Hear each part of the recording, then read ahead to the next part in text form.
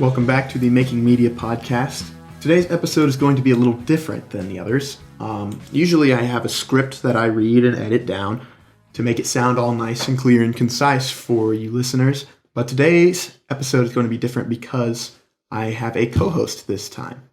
Yeah, I'm Griffin. I am also a student at Pitt State University. I, however, am in the business program, studying marketing management with a minor in international business. Now, I brought Griffin here today because in today's episode, we're going to be talking about the internet and the content creation on it with services like Twitch, YouTube, and TikTok that we see a lot today. Griffin, you recently did a project over this kind of thing for one of your marketing classes, business? Yeah, so it was for branding and content marketing, and it was talking a lot about like how certain media brands, so our presentation covered YouTube and Twitch. We talked a lot about how they kind of brand themselves, their target markets, and how they actually are advertising to those target markets, which is always very interesting because with platforms like that, you essentially have your users creating your own advertisements. And a lot of the times, once you're an established brand, your advertisement will switch.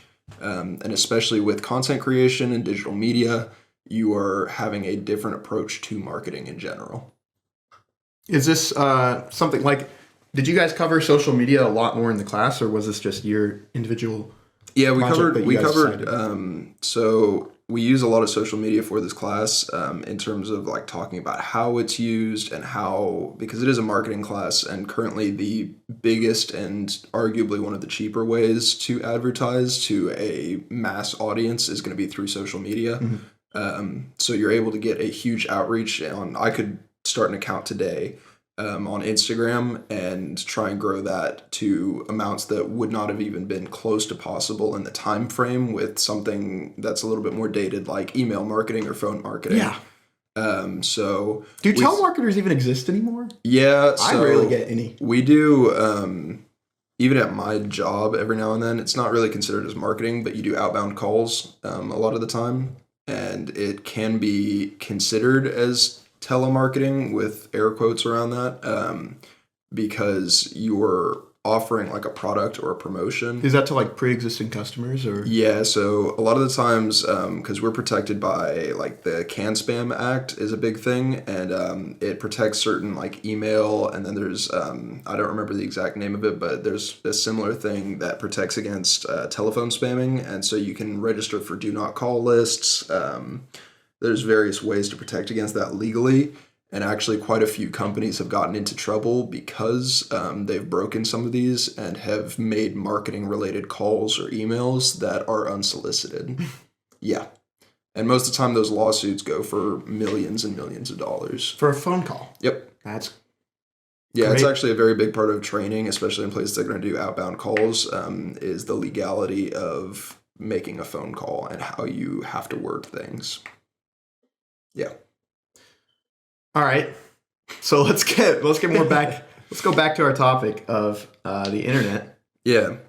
What did your project kind of entail here? Yeah, so we did kind of an overview on the general markets for YouTube, which, they're typically going for just about anything under the sun. We did take a specific look because we were comparing to Twitch, so we looked very specifically as well also at YouTube gaming.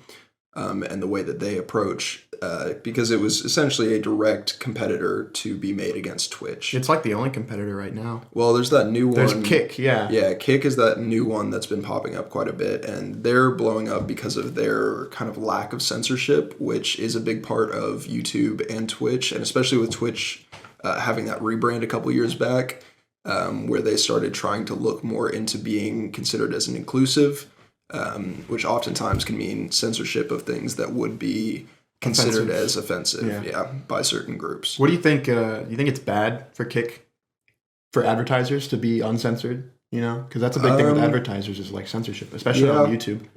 I think Kick is really interesting because you don't really, aside from arguably explicit industries, you don't have. You can't push offensive content into mainstream media most of the time legally. Like there's a reason that you don't really see like an OnlyFans advertisement or like a Pornhub advertisement or that type of thing. I mean, they obviously exist, but you don't really see advertisements for them in a traditional way. However, social media kind of unlocks that potential because you can still advertise those products without crossing the line into explicit content.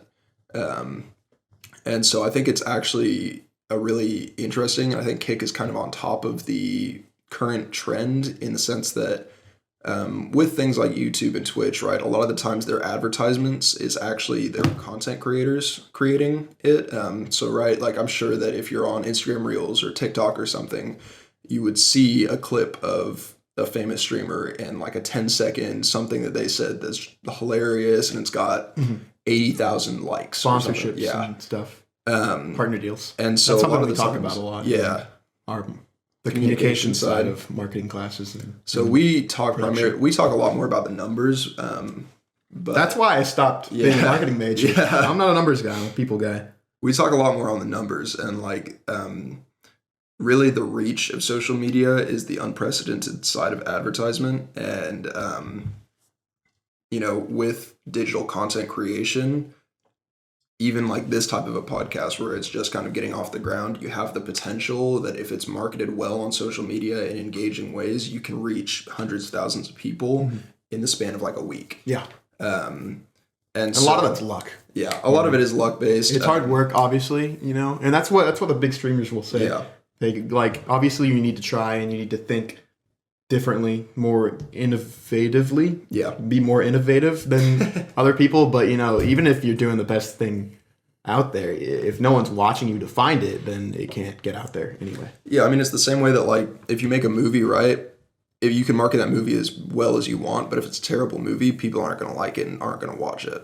Now, granted, there are exceptions to that case. And even in streaming and YouTube, you get these people who you watch because they're just bad. Like sometimes you watch someone because they're just terrible at gameplay, or you watch someone because they may not be great at talking, but they're good at one thing. So if you can find a niche area, a lot of the times is where you get a lot of that advertisement being created by content people. And a lot of the times what gets pushed is going to be currently podcasts, like the video podcasts are getting pushed a lot in terms of like there will be a Twitch stream of two guys sitting around talking and one of them makes a joke and the other just kind of takes that joke and runs for like 20 seconds with it. And that's what's getting pushed a lot right now, which at least for me has been a switch between like when Twitch first started, a lot of kind of the advertisement you saw coming from them was gaming. It was just gaming. Yeah. Because that's all it was. And then they've done a lot over the past few years with Twitch. They've added specifically like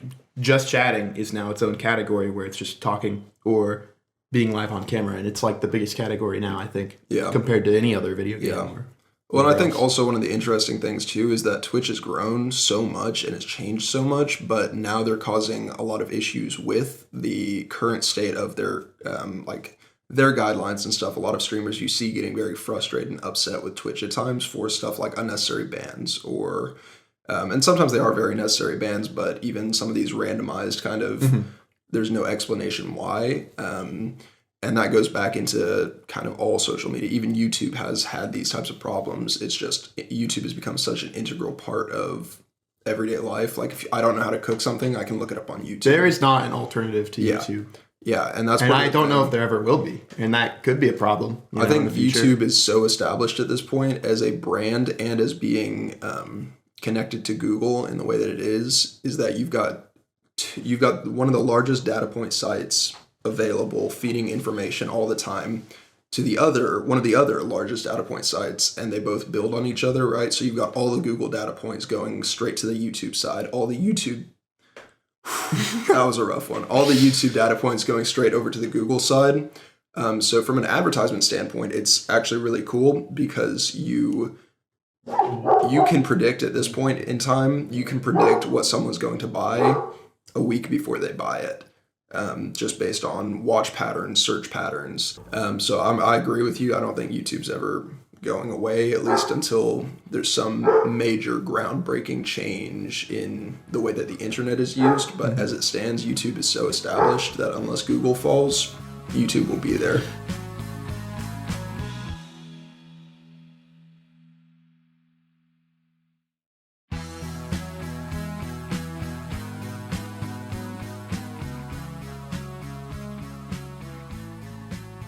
you kind of touched on this, like the tracking.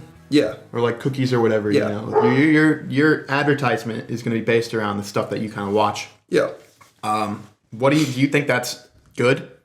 I'm sure from a marketing standpoint, you think that's a good thing, but like, ethically. So there's always a gray line, especially in business, and there's a reason that so in every business class, at least at the university that I'm at, we have to touch on, and I'm sure that you remember this from when you took a couple of those business classes, you have to do an ethics unit in every single business class you take, and it's always talking about like, what's the ethics of this? Like if we're talking about market research, for example, how do we ethically go about market research? That's after the 2008 stuff, because we had a lot of business majored people who did a lot of really not good things. I think in terms of ethically, you have the right to your privacy, but you also, there's a cost of connection, right? You choose to be interconnected and you choose to have access to these amazing tools, and there's always going to be a sacrifice in terms of that. And so part of that sacrifice is literally when I open my phone, I have the potential for, signing up for something that will, track me. That's a great way to put that. Yeah. That's something I might expand upon in the future. Yeah. It's just the cost of interconnectivity. Yeah. Because that's something I've talked about before is the things that we do to be interconnected. And like that's a large reason behind like why we do things, why we make things, why we consume things. Yeah.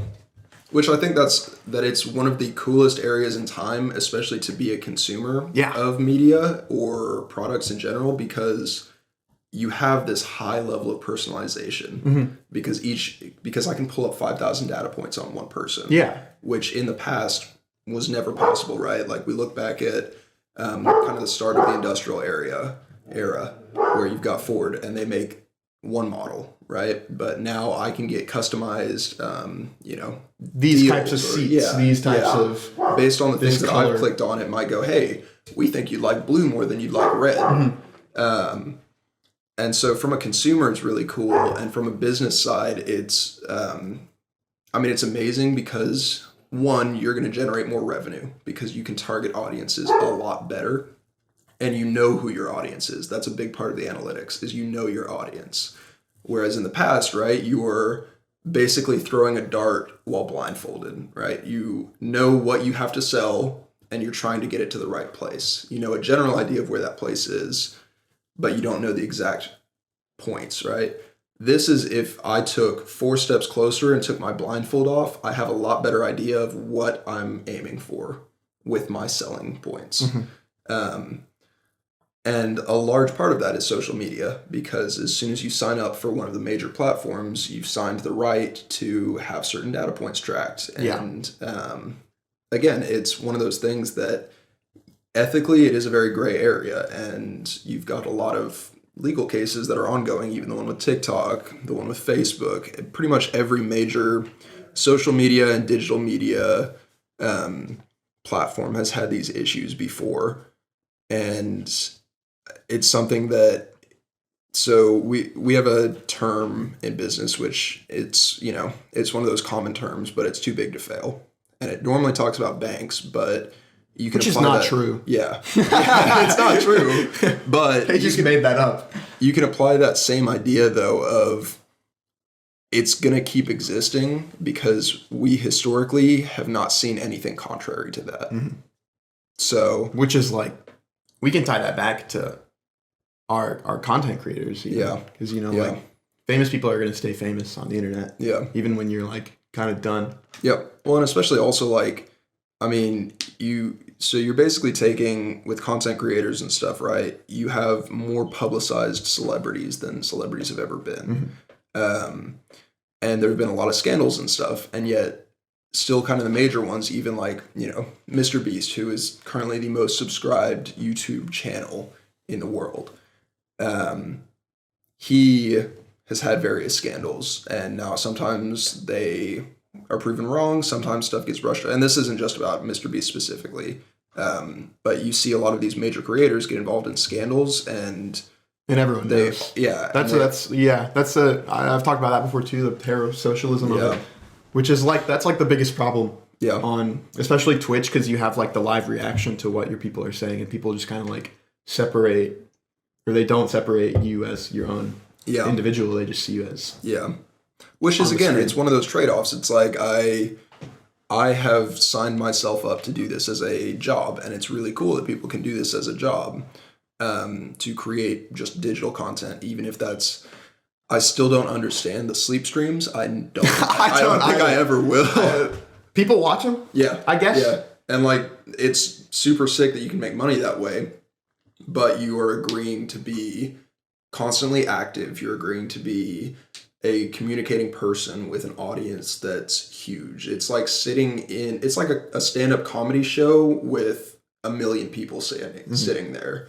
And sometimes you have to respond to people, even if you're in the middle of doing something. So, I mean, in terms of like privacy and everything, my standpoint on it has always been, it's a very ethical gray ground, but it's what you sacrifice to receive the benefits of a product in a whole. And that's good. It's a good thing. It's I mean, technology, generally speaking, even the bad kinds, has helped push our civilization as a whole towards more accomplishments. Yeah. And so like digital media, theater and everything has always been huge. For as long as we have recorded history, we have performances. And this is with Twitch and with YouTube and with TikTok and Instagram. It's a performance medium. You're basically taking a personality or that and you're broadcasting it to an audience. So it's the exact same thing, just at a much larger scale. And there's trade-offs for that, but we have arguably the easiest access and are the most entertained era of humanity so far, because we can readily access anything we want to watch at any moment in time. So, do you think that's bad for? There's been a big step backwards in mental health because of the internet, pretty much. I mean, like, what do you think about how that is related to content and the instantaneousness of our ability to reach that? I mean, it's in the same way that even 60 years ago, you had people dressing a certain way. But again, it's the idea you now have a larger audience with everything you do. So everything you do is going to create a larger audience. And so it's very easy when you have a two-way communication medium, right? I can receive comments on my Instagram post and I can comment back. So it's very easy with that to cause, negative effects. And especially with so many people on these platforms, it's very difficult for them to actually monitor each and every day. I mean, obviously they have safeguards and protections, but they can't stop everything. And a lot of the times that reflects, especially when it's at a repeated instance, because it's become such an integral part of our lives of, I wake up, I'm going to check Instagram, or I'm going to check Snapchat, or I'm going to check what's new on, like, did my favorite YouTuber post? Has it got a good like rate? Has it got a negative like rate? And that kind of ties back to like what you said earlier about like the cost of being interconnected. Yeah. Because like I'd say it's a good thing to be able to wake up immediately and check your phone for any sort of update or whatever, or messages or whatever you get, rather than like waiting in the mail. Or having to like read a magazine. My favorite actor died in a car accident or something. It's cool too, because you've also got, like, even on Twitch, people will give you like if something's huge happens in the world, a lot of times it's trending on Twitter. Yeah, it's trending on Twitter, and they'll talk about it. So I do think it's really a great thing to have that resource, but you're always going to have, for every, good thing, there's always going to be a bad thing. It's, if you're willing to, if the benefit outweighs the risk, then it's a good thing. And I think to the degree of how our society is developed around these things, we have a much higher benefit to cost ratio.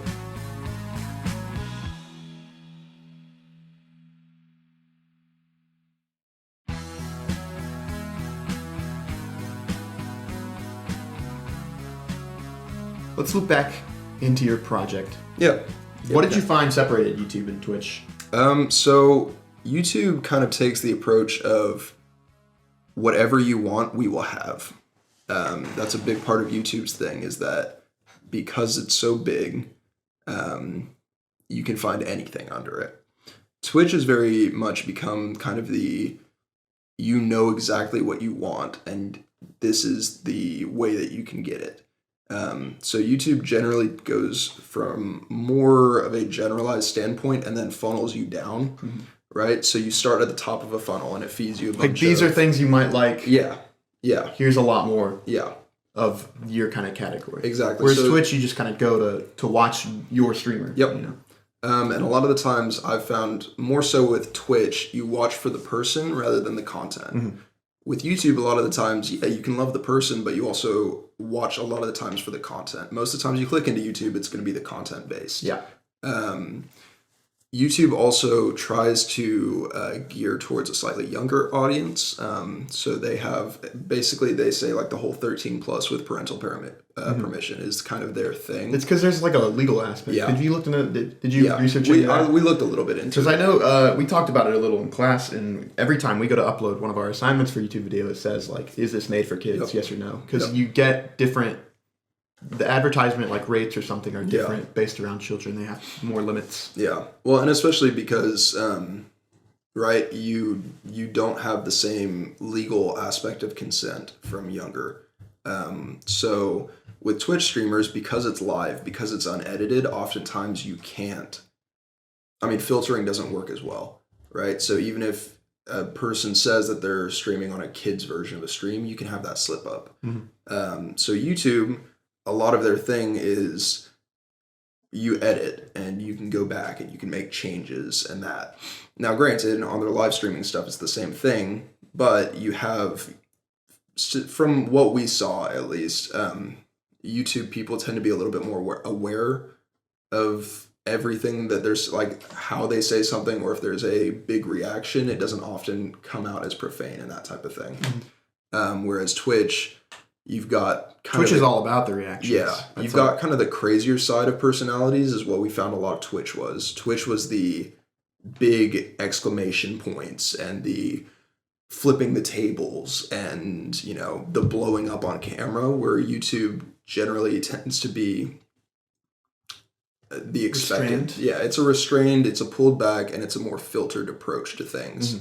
Twitch feeds off of, and Kick now is also feeding off of we want the most from a person, right? I'm watching a person because they create this like weird kind of, you almost feel like you're sitting in a room cartoon with them. characters. Yeah, and especially with like Speed and Kai, that's like the prime example of, you have these people, and XQC, if we want to even look more at kind of the gaming side, you've got these people who are so popular because they're so unexpected.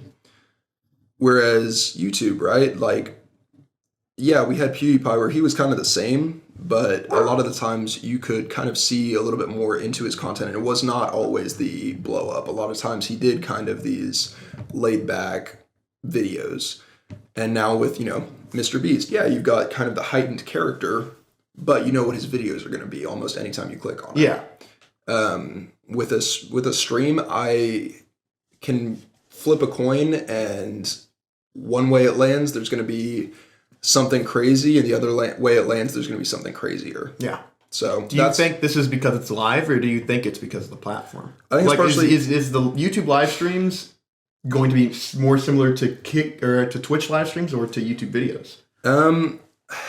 So it's definitely weird because Twitch was really the first kind of blow up of live stream, right? Like live streaming wasn't really as much of a thing until Twitch came around and went, hey, we can make money off this. And so I think that YouTube tries to emulate what Twitch has done, because Twitch promotes that.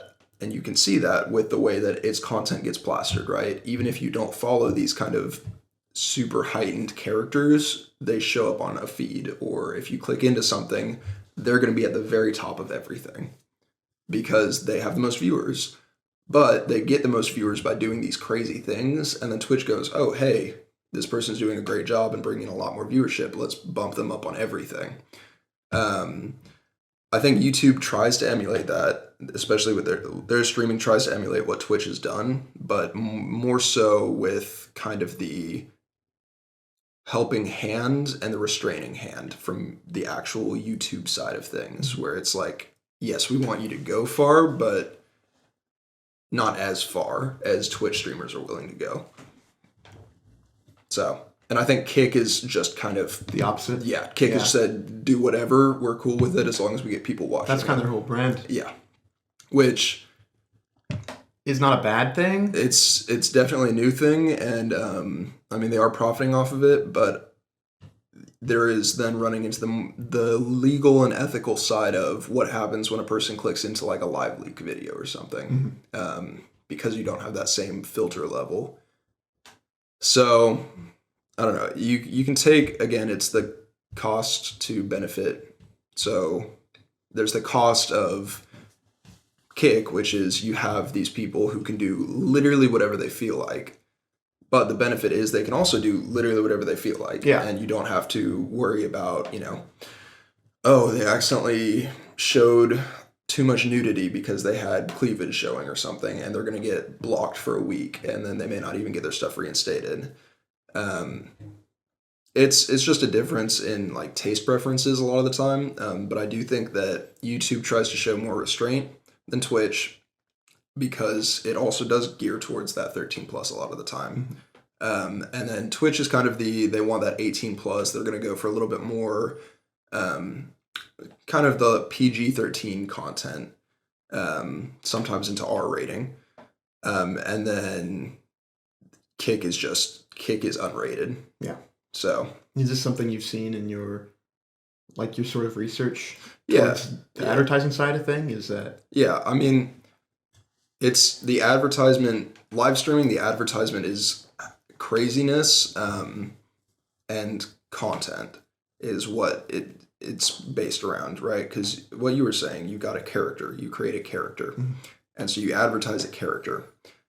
Twitch has these right now, has these big fluffy characters fluffy in the sense of like they are visually huge, because they take up all of your attention when you're going, and it's speed where I don't even know what that dude does with his face half the time, and he's screaming, and it's all engulfing. YouTube, what I found at least, and this is just a personal side of it, is that I can put that type of a thing on in the background while I'm doing other stuff, whereas Twitch, a lot of times my attention is just straight dragged back because there's the next crazy thing happening. And I personally haven't looked at Kick, nor do I really plan on it, just because that's not my cup of tea.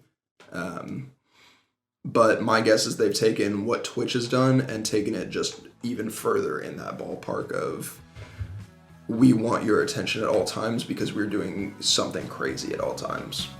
So, yeah.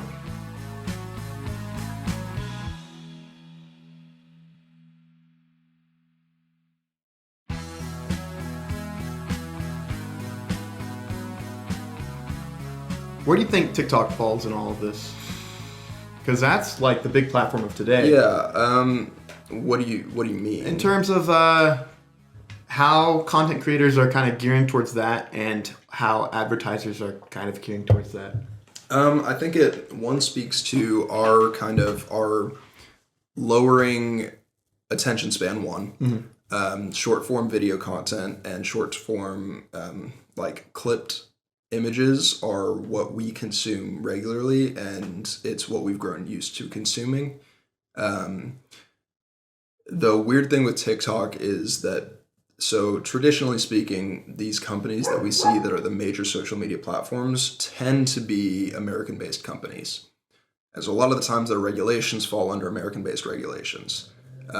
With Twitch being owned from a different nation, you've got a different set of regulations, and yeah, they do have to adjust, and that's what you mean TikTok. Yeah, TikTok. You said Twitch. Yeah, that one, TikTok. I was like, Twitch is owned by Amazon. It took me a second. But it's owned by, a different kind of entity, and they then apply different standards. And that's actually one of the big things that has been a huge point, especially in our government right now, has been talked about is how much are you allowed to grab? Because their biggest thing, and the reason that a lot of advertisers love Twitch, is that you get so much data because people can devote so much time to it because they don't realize they're devoting as much time to it. You mean TikTok again? Yeah. You keep saying Twitch. Yeah. It's the tease, man. It's the tease. TikTok, the big thing with it is that you can get so much data from people because it's got a really good formula to be able to filter people and go, here's exactly what you want. It's got like the best algorithm out there. Yeah. And that algorithm is completely geared towards the advertiser because I can make a 5-second advertisement video that's something interesting and eye-catching, and I can know that I have 25 people that I can directly send this to that will see it, and I most likely will have a buy on it. So TikTok is a different beast because of its algorithm, and it's like if you took all of the kind of analytics that we've had previously and gave it the best algorithm possible to learn as much as quickly as possible. And it's great from an advertiser standpoint. From a consumer standpoint, it's definitely weird. And again, it's that benefit cost. But, you know, that's not going to stop people from putting down TikTok. And it's not like we've seen anything inherently negative from TikTok so far. Yeah. So, yeah, that's kind of where I think TikTok plays into it all, is that, yes, it is the new social media platform, especially for younger generations. But we haven't seen anything to say that's a bad thing. Do you think TikTok will get replaced? What do you mean? Like, TikTok's kind of the new Vine. Yeah. And Vine died. Yeah. Do you think there will be a new TikTok, or do you think it'll stay like YouTube? I think, again, because it's kind of the breaking the mold, in the same way that companies who do something new that shakes everything up will, for the most part, constantly exist. It's just a matter of how relevant will they be. Will it be the next YouTube? I don't know. Because one of the big things with YouTube is how it's essentially a search engine, right? I can pull up videos from years ago. With TikTok, they're generating newer current content is a lot of what they push because they've got so much created in a day. So the big thing with YouTube, and part of the reason why I believe that it has lasted as long, is because it's a historical database for me to find anything that I need to see visually, or like if I'm looking up how to, I don't know, prep a new wok, WOK, like a pan, the dish, yeah, like the pan thing. I can look that up on YouTube and I can visually see how to do that. If I look that up on TikTok, I mean, I can find stuff, but it's only like a minute. Yeah. You know? Yeah. Whereas YouTube, I can find the 25-minute breakdown with step layout. Yeah. I don't know if it will be replaced. I think it may be adapted at some point in time in the same way that, you know. Do you think like Instagram Reels or YouTube Shorts have like a threat to it? Because I never use either of those. Yeah. You know, like I get that they're alternatives to TikTok, but Yeah. they're not really. I mean, I use Instagram Reels, but I also don't have TikTok, so that's the other thing.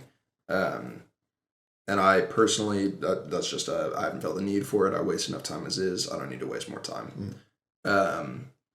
It's not anything against TikTok for any reasons. It's just that simply I already waste time. I don't feel the need to waste more of my time. Yeah. I mean, I think that they were made in response to is kind of the big thing, right? Like it's the same way that Twitch is still bigger than YouTube gaming. Yeah. Because YouTube gaming was made in response to Twitch. It's not the first. TikTok is the first, and typically speaking, unless there's some crazy reason, like Bing and Google, I mean, most people are going to use Google. Yeah. Because it was kind of the first. And so a lot of times you see historically with brands, it's the first one to do it is going to be the most successful of them. What do you think will happen if the government shuts down TikTok? Do you think people will just migrate to one of these other Yeah. services, or do you Yeah. think something new will just I mean, come up? I think that it will definitely open up because people will be so accustomed to TikTok at that point that they're going to look for a replacement. And if one of those other alternatives is able to step up to that and create that type of level of engagement and content creation in that, you know, that level of excellence in that field, then yeah, people migrate to that. But it's also possible that like if TikTok gets removed from US platforms, then someone creates something new that builds off that same idea and delivers even better. Because TikTok was built off of principles that already exist, right? Mhm. It's built off that YouTube algorithm, right, of feeding people into new videos. But it geared itself at short form content. Yeah. YouTube doesn't do that. So that would be like the next, if it's going to be trumped by something, it will be the next step in content creation.